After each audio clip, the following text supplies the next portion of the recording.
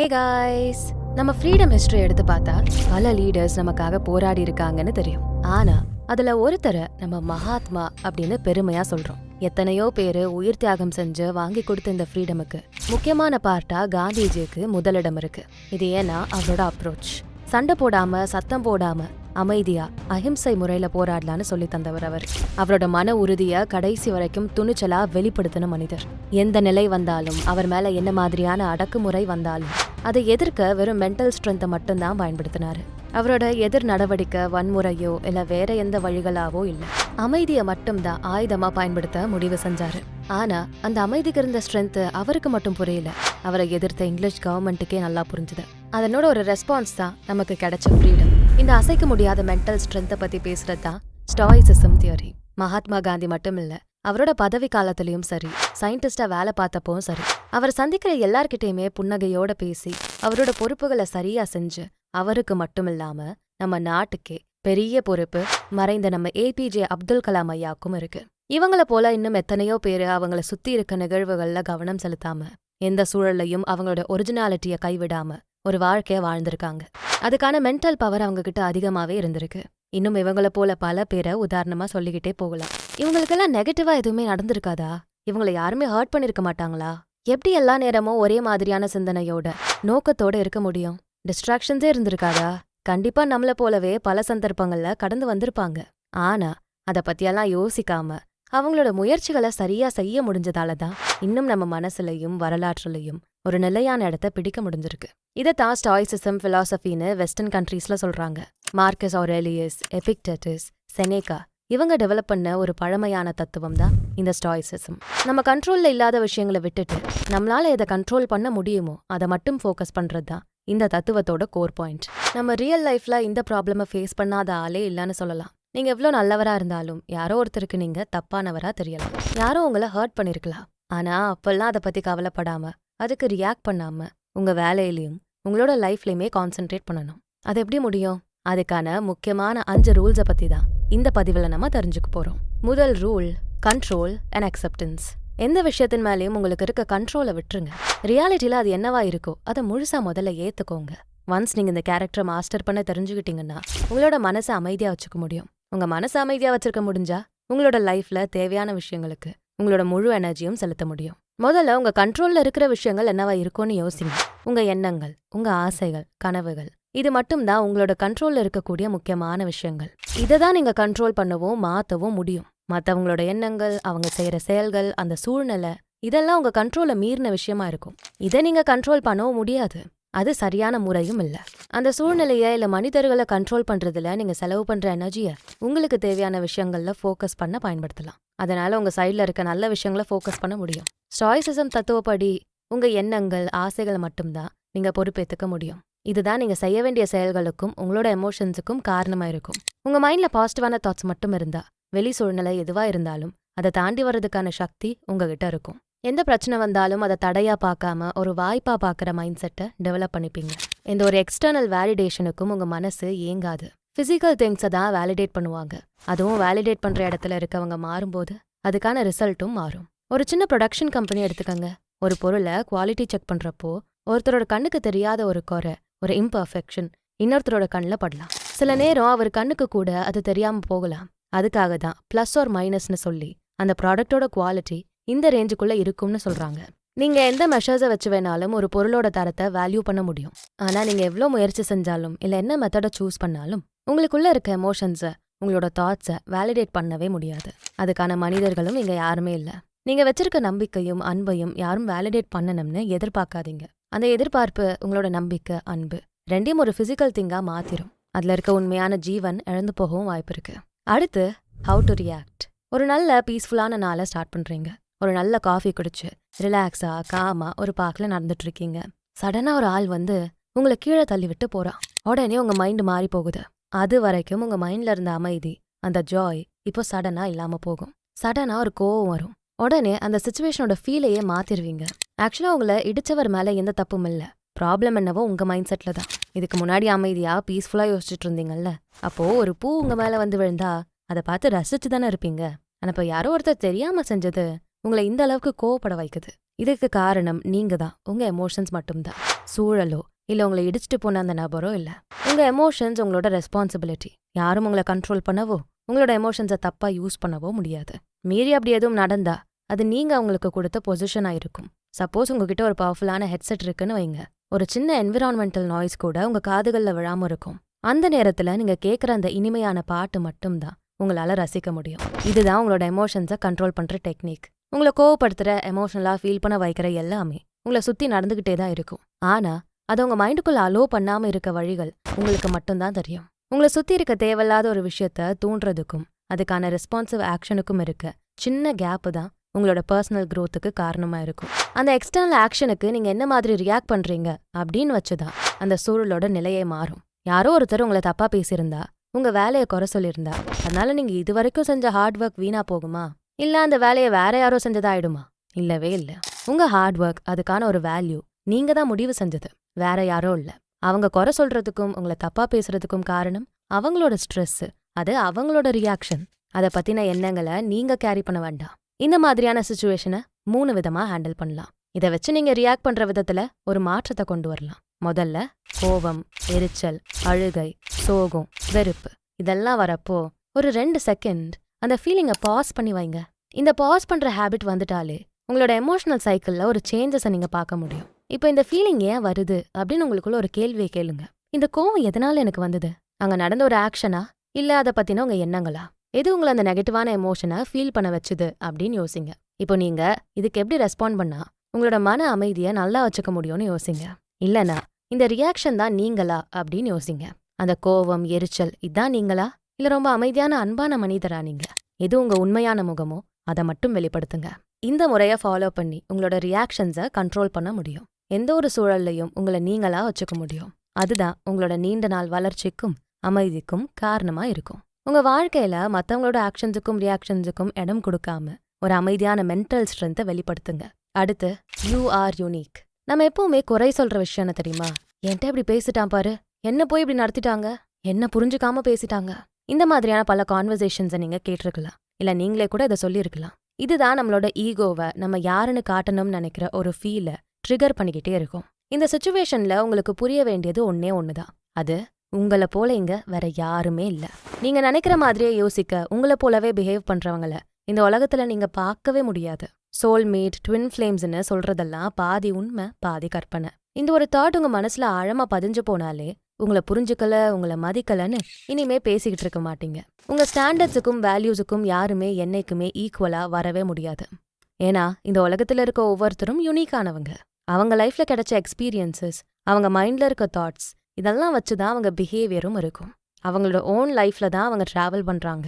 உங்க மேல அவங்களுக்கு இருக்க ஃபீல், எமோஷன்ஸ் கூட அவங்களோட மனசுல இருக்க விஷயமா தான் பார்க்கணும். இதுல உங்களோட பார்ட்டிசிபேஷன் எதுவுமே இல்ல. முடிஞ்ச அளவுக்கு அவங்களா அக்செப்ட் பண்ணிக்க ரெடி ஆகுங்க. இல்லனா அந்த எமோஷன்ஸை வேல்யூ பண்ணாதீங்க. ஒரு பேப்பர் பட்டத்தை காத்துல பறக்க விட்டா அந்த கயிறை வச்சுதான் நீங்க பட்டத்தை கண்ட்ரோல் பண்ணுமே தவிர வீசுற காத்த உங்களுக்கு ஏத்த மாதிரி கண்ட்ரோல் பண்ணலாம் முடியாது. அதேதான் மனிதர்களுக்கும் பொருந்தும். யாரையும் உங்களோட மைண்ட் செட்டை புரிஞ்சுக்க சொல்றது கஷ்டம். அது தப்பும் கூட. ஏன்னா உங்களை முழுசா புரிஞ்சவங்க இங்க யாருமே இல்ல. வேணும்னா உங்க பிஹேவியருக்கு அவங்க பழக்கப்படுத்திக்கிட்டாங்கன்னு சொல்லலாம். ஆனா யாருமே இவங்க ஏன் இப்படி யோசிக்கிறாங்கன்னு முழுசா ஆராய்ச்சி செய்ய மாட்டாங்க. அதுக்கான நேரம், தேவை அவங்களுக்கு இருக்கிறதில்ல. அப்படி இருக்கப்போ உங்களை போலதான் எல்லாரும் இருப்பாங்கன்னு நினைக்கிறது எந்த விதத்துல நியாயம் நினைக்கிறீங்க? உங்க கூட இருக்கவங்க உங்களை டிஸ்டர்ப் பண்ணிக்கிட்டே இருக்காங்க, உங்களை ஹர்ட் பண்ற விதமான வேலையை செஞ்சுக்கிட்டே இருக்காங்கன்னா அதுதான் அவங்களோட இயல்புன்னு அக்செப்ட் பண்ணிக்கங்க. அவங்கள எப்படி சரி பண்ணலாம், இல்ல அவங்களுக்கு எப்படி உங்களை புரிய வைக்கலாம்னு யோசிச்சா அதனால வர மன உளைச்சல்களையும் தேவையில்லாத சிச்சுவேஷன்ஸையும் மட்டும்தான் நீங்க கிரியேட் பண்ணுவீங்க. இந்த விஷயத்துக்காக நீங்க வேஸ்ட் பண்ற எனர்ஜியை உங்களோட பர்சனல் க்ரோத்துக்கு யூஸ் பண்ணலாம். இல்லனா உங்களோட கனவுகளுக்கும் ஆசைகளுக்கும் இருக்க வழிகள்ல கான்சென்ட்ரேட் பண்ண ட்ரை பண்ணலாம். அதுதான் உங்களோட நிலையான மாற்றத்துக்கு காரணமா இருக்குமே தவிர யாரோ ஒருத்தரை உங்க மாதிரி மாத்துறதுல இல்ல. எக்ஸ்பெக்டேஷன்ஸ் தான் எல்லா விதமான பெயினுக்கும் காரணமா இருக்கும். உங்களோட எக்ஸ்பெக்டேஷன்ஸை கைவிட்டாலே உங்களோட மைண்டை பீஸ்ஃபுல்லா வச்சுக்க முடியும். இது உங்க ரியல் லைஃப்ல ஃபாலோ பண்ண சில வழிகள் இருக்கு. முதல்ல உங்களை யாராவது கஷ்டப்படுத்துனா உங்களுக்குள்ள ஒரு கேள்வியை கேளுங்க. இவங்க எப்படி பிஹேவ் பண்ணணும்னு அசியூம் பண்ண, அது சரிதானா அப்படின்னு அடுத்த கேள்வியை கேளுங்க. அவங்களோட பிஹேவியரை சேஞ்ச் பண்ண நினைக்கிறதுக்கு முன்னாடி நீங்க ரியாக்ட் பண்ற விதத்தை காமா வச்சுக்க முயற்சி பண்ணுங்க. இப்போ உங்க மைண்ட் எவ்வளவு ஃப்ரீயா அமைதியா இருக்குன்னு ஃபீல் பண்ணி பாருங்க. யாரோ ஒரு கோ டிராவலர், உங்களோட பர்சனல் தெரியாத ஒரு கொலீக், உங்க எமோஷன்ஸ் புரிஞ்சுக்காத ஒரு பார்ட்னரா கூட இருக்கட்டுமே, நீங்க எப்படி பிஹேவ் பண்ணணும்னு முடிவு செய்யற அத்தாரிட்டியை இவங்க கிட்ட கொடுக்காதீங்க. அதுக்கு பதிலா அவங்களோட ஒரிஜினல் பிஹேவியரை அப்படியே அக்செப்ட் பண்ணுங்க. எந்த நிலையிலையும் அவங்க உங்களோட யுனிக்னஸை புரிஞ்சுப்பாங்க அப்படின்னு எக்ஸ்பெக்ட் பண்ணாதீங்க. People are who they are அப்படின்னு சொல்லுவாங்க. மனிதர்கள் எப்பவுமே அவங்களோட இஷ்டப்படி தான் வாழ முயற்சி பண்ணுவாங்க. உங்களையும் உங்க குணத்தையும் எப்பவும் புரிஞ்சுக்க ட்ரை பண்ணுவாங்கன்னு நினைக்காதீங்க. அப்படின்னா யாரோ ஒருத்தரோட பேட் டெம்பரை, கோவத்தை நான் பொறுத்து போகணுமா இல்ல அட்ஜஸ்ட் பண்ணிட்டு போகணுமா அப்படின்னு நினைக்க வேண்டாம். அவங்களோட கோவத்தை விட அவங்களோட பேட் கமெண்ட்டை விட உங்களோட வேல்யூ அதிகம்னு நீங்க புரிஞ்சுக்கணும். உங்களோட மென்டல் பீஸ் தான் உங்களோட நல்ல லைஃப் ஸ்டைலுக்கான சிறந்த வழின்னு தெரிஞ்சுக்க முயற்சி பண்ணுங்க. நெக்ஸ்ட் டைம் யாராவது ஒருத்தர் உங்களை பார்த்து கோவமா கத்துனா இல்ல உங்களை ஹர்ட் பண்ணா அது நீங்க இல்ல, அது அவங்களோட பிஹேவியர்னு புரிஞ்சுக்கிட்டு உங்களை அந்த எமோஷன்ல இருந்து ஃப்ரீ பண்ணிக்க வைங்க. அந்த நிமிஷம் நீங்க உணர்ற அந்த ஃப்ரீடம் தான் உங்களோட பிஹேவியரை தீர்மானிக்கும். அடுத்தது லெட் கோ. லைஃப்ல எப்பயாவது ஒரு முறை ஏதோ ஒரு ஆர்கியூமெண்ட்ல இன்வால்வ் ஆகியிருந்திருப்பீங்க. அது உங்க ஃப்ரெண்டா இருக்கலாம், உங்க ஸ்பௌஸா இருக்கலாம், இல்ல உங்க பேரண்ட்ஸா கூட இருக்கலாம். அந்த ஆர்கியூமெண்ட்ல உங்களோட பாயிண்ட்ஸ் என்ன, எதனால நீங்க செஞ்சது சரின்னு நினைக்கிறீங்கன்னு உங்க சைட்ல இருக்க நியாயங்களை சொல்ல ட்ரை பண்ணுவீங்க. நான் தான் சரின்னு ப்ரூவ் பண்ண உங்களால முடிஞ்ச எல்லா முயற்சியும் செஞ்சுக்கிட்டு இருப்பீங்க. எப்படியாவது நான் செஞ்சது தான் சரின்னு ப்ரூவ் பண்ணிட்டா போதும், அதுதான் உங்களோட கடைசி சான்ஸ்ன்னு நினைச்சு உங்களோட எல்லா பாயிண்ட்ஸுமே சொல்லிக்கிட்டு இருப்பீங்க. ஆனா ஸ்டோயிக் தியரி படி இது தேவையில்லாத ஒண்ணுன்னு சொல்றாங்க. உங்களோட இன்செக்யூரான ஃபீலிங் தான் உங்களை ஆர்கியூ பண்ண வைக்குதுன்னு சொல்றாங்க. நம்ம சொன்னது தப்பா இருந்தா நம்மளை பத்தி என்ன நினைப்பாங்கன்னு யோசிச்சு அதுக்கான ஆர்கியூமெண்ட்ஸை மட்டும் ஃபோக்கஸ் பண்ணுவீங்க. ஆனா அதுக்கு பதிலா அந்த ஆர்கியூமெண்ட்டை கைவிட முடிவு செஞ்சா, அந்த கான்வர்சேஷனை எதுவுமே சொல்லாம முடிவுக்கு கொண்டு வந்தா, நீங்க சரியா தப்பான்னு யோசிக்காம அதை ப்ரூவ் பண்ண நினைக்காம உங்களோட மென்டல் பீஸ் மட்டுமே இம்பார்ட்டன்ட்னு கான்சென்ட்ரேட் பண்ணா அதுதான் உங்களுக்கான சொல்யூஷனா இருக்கும். நீங்க தான் சரின்னு ப்ரூவ் பண்ண நினைச்சிட்டா அதனால டென்ஷன் தான் அதிகமாகும். ஒரு விஷயத்தோட ரெஸ்பான்ஸ் ரியாக்ஷனை கைவிட நினைச்சா அதனால உங்க அமைதி தான் இன்னும் அதிகமாகும். யாரோ ஒருத்தர் உங்களை அக்யூஸ் பண்ணா இல்ல அவங்க தான் சரின்னு சொல்லிக்கிட்டே இருந்தாங்கன்னா அதுக்காக நீங்க வைக்கிற கவுண்டர் ஆர்கியூமெண்ட்ஸ் உங்களோட ரிலேஷன்ஷிப்பை பாதிக்கலாம். அந்த மொமெண்ட்டும் இன்னும் ஹீட்டடா ஆகலாம். அந்த ஆர்கியூமெண்ட் உங்களோட மென்டல் ஸ்டேட்டையே மாத்தலாம். நெக்ஸ்ட் டைம் இப்படி ஒரு ஆர்கியூமெண்ட் வந்தா உங்க மைண்ட்ல ஒரு கேள்வியை கேட்டு பாருங்க. இந்த ஆர்கியூமெண்ட் என்னோட லைஃப்ல ஏதாச்சும் ஒரு இம்பார்ட்டன்டான சேஞ்சாவது கொண்டு வருமா? இந்த ஆர்கியூமெண்ட்காக நான் வேஸ்ட் பண்ற எனர்ஜி எனக்கு திரும்ப கிடைக்குமா? இந்த கோவத்தால என்ன நடக்க போகுது அப்படின்னு உங்களுக்குள்ள கேள்விகளை கேட்டு அதுக்கான பதில்களை தேட முயற்சி பண்ணுங்க. அடுத்ததா கிளியர் பவுண்டரிஸ். உங்க லிமிட் எதுன்னு ஃபிக்ஸ் பண்ண தெரிஞ்சிருக்கணும். அது உங்க பர்சனல் ரிலேஷன்ஸ், ஒர்க், கரியர் எதா வேணா இருக்கட்டும். எது வரைக்கும் நீங்க போகணும்னு உங்களுக்கு நல்லா தெரிஞ்சிருக்கணும். அதே போல அடுத்தவங்களோட பவுண்டரிய மதிக்கவும் தெரிஞ்சிருக்கணும். எல்லாரோட ப்ராப்ளம்ஸும் ட்ராமாவும் ஃபிக்ஸ் பண்றது உங்க வேலை இல்ல. உங்களோட தேவை என்ன, உங்க பிரச்சனை என்னன்னு புரிஞ்சுக்கிறதும் அதுக்கான முயற்சிகளை செய்யறதும் மட்டும்தான் உங்க ப்ரையாரிட்டியா இருக்கணும். உங்களால முடியாத உங்க பவுண்டரியை மீறின விஷயங்களை செய்ய நினைக்கிறதும் அதை செய்ய வைக்கிறதும் உங்களோட மென்டல் பீஸை மட்டும் பாதிக்காது, உங்களோட தாட்ஸ்ல நிலையான ஒரு நெகட்டிவான ஃபீலையே உருவாக்கிடும். ஸ்டாய்சிசம் கான்செப்ட் படி உங்களோட மென்டல் பீஸை ஸ்டேபிள் பண்றது தான் உங்களோட ஃபர்ஸ்ட் ப்ரையாரிட்டியா இருக்கணும்.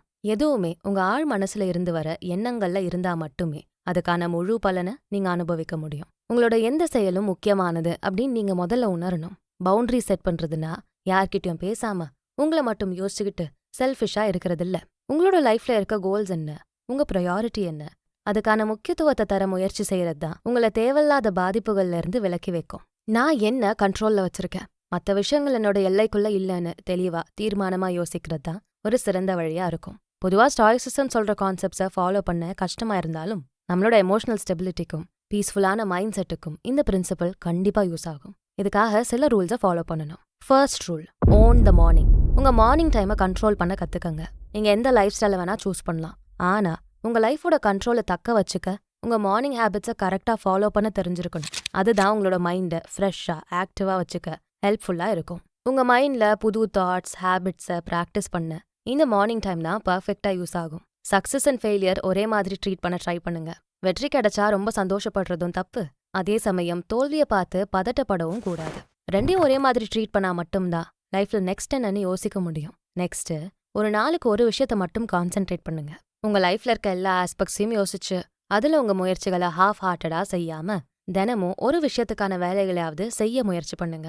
ஃபினான்ஸ், ஹெல்த், ரிலேஷன்ஷிப்னு ஏதோ ஒரு இம்பார்ட்டன்டான ஃபேக்டருக்கு ஃபர்ஸ்ட் ப்ரையாரிட்டி கொடுங்க.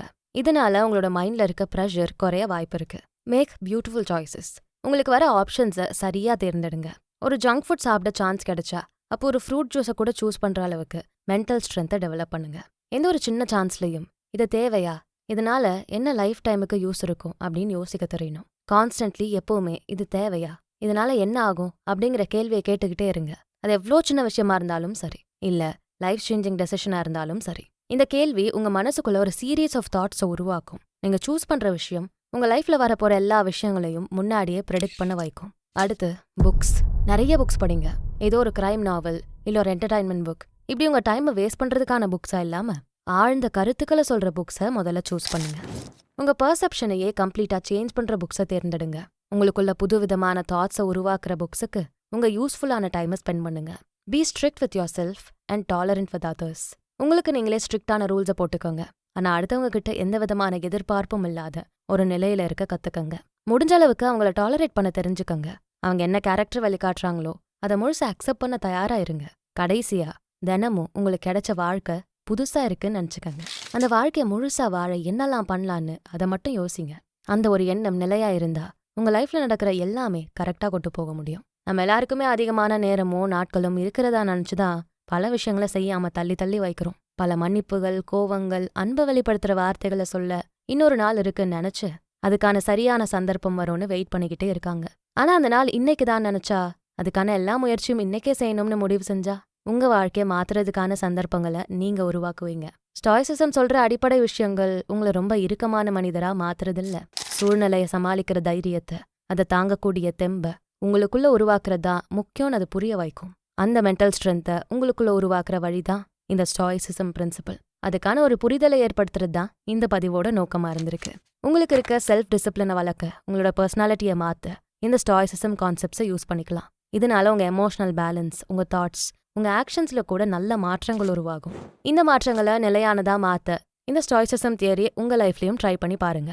என்னதான் இது வெஸ்டர்ன் ஐடியாவா இருந்தாலும் நம்ம கல்ச்சர்ல முனிவர்களும் ஆன்மீக பெரியவங்களும் ஃபாலோ பண்ணிக்கிட்டு இருக்க பற்றில்லாத நிலைய சொல்றதுதான் இந்த ஸ்டாய்சிசமோட பேசிக் ஐடியாவாவே இருக்கு. இதுல இருக்க நல்ல விஷயங்களை ஃபாலோ பண்ணி உங்களோட தாட்ஸையும் நல்ல முறையில மாத்துங்க. மேலும் இந்த மாதிரி சிறந்த பதிவுகளுக்கு நம்ம சேனல்ல தொடர்ந்து பாருங்க. இந்த வீடியோ உங்களுக்கு பிடிச்சிருந்தா இதுக்கு ஒரு லைக்கை போட்டுட்டு உங்க ஃப்ரெண்ட்ஸ் அண்ட் ஃபேமிலிக்கு ஷேர் பண்ணுங்க. நம்ம channels beyond the ordinary and body and soul Tamil ரெண்டுத்துக்கும் சப்ஸ்கிரைப் பண்ணிட்டு பெல் ஐக்கானை அழுத்திருங்க. நான் உங்களை அடுத்த வீடியோல பார்க்குறேன். நன்றி.